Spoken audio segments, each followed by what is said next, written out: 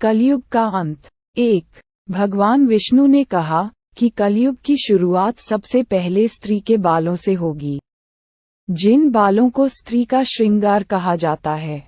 कलयुग में सभी महिलाएं अपने बाल काटना शुरू कर देंगी। 2.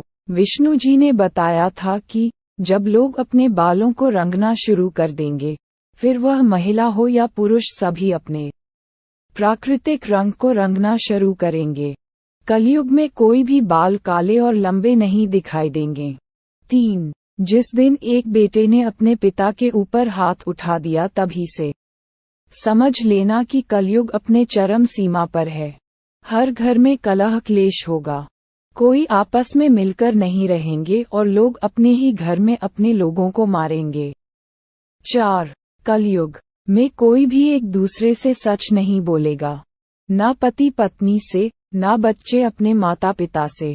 हर तरफ सिर्फ झूठ का ही बोलबाला रहेगा और सच की आंखों पर पट्टी बंध जाएगी। 5.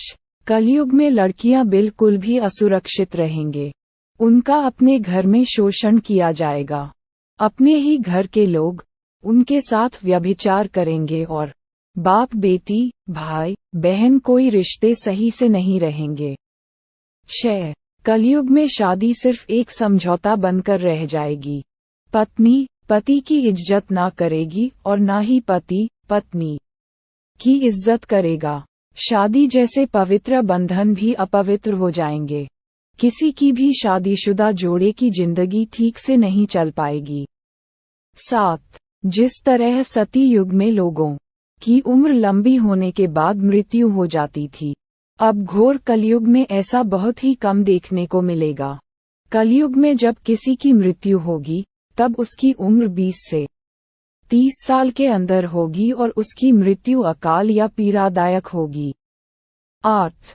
कलयुग में बेईमानी का बोलबाला होगा, लोग एक दूसरे को ठग कर पैसा कमाएंगे। पैसों के लिए एक इंसान दूसरे इंसान का बेदर्द के साथ खून करेगा, दूसरों का हक छीनेगा, तब घोर कलयुग आ जाएगा। 9. कलयुग में ना कोई कानून होगा, ना कोई व्यवस्था होगी, कोई किसी से नहीं डरेगा, सब अपने मन की करेंगे। हर कोई इंसान पैसों के लिए कुछ कर जाएगा। 10. देश में चारों ओर अकाल और भूखमरी फैलने लगेगी, लोग प्यास और भूख से मरने लगेंगे और जब ऐसा होगा तब कलयुग अपने चरम सीमा तक पहुंच जाएगी। 11. विष्णु जी ने बताया कि जब 7 साल की लड़की बच्चे को जन्म देगी तो समझ जाना कि अब घोर कलयुग आ गया है। इसका कुछ समय बाद ही इस युग का अंत हो सकता है। 12. पानी से शुरू होगा, फिर अग्नि से, उसके बाद वायु से और फिर अंत में पृथ्वी की तरफ होते हुए इस युग का अंत हो जाएगा। इसके बाद एक नए युग की शुरुआत हो